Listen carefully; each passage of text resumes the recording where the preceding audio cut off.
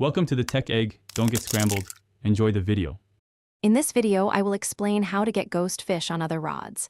This technique allows you to transfer a hooked fish from one rod to another, which can be incredibly useful for various fishing strategies.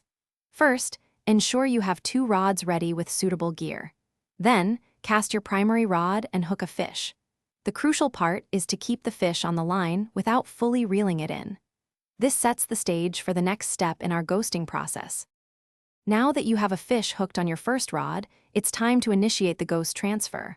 Without reeling in the first fish, quickly switch to your second, prepared rod. Make sure this second rod has a lure or bait attached. Then, cast this second rod into the water. Aim to cast it relatively close to where your first line is.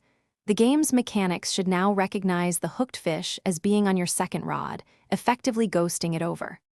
With the ghost fish successfully transferred to your second rod, you can now proceed to reel it in. The fish's fighting mechanics and your control will now be entirely linked to this second rod. Manage your drag settings and retrieve speed just as you would with any other hooked fish.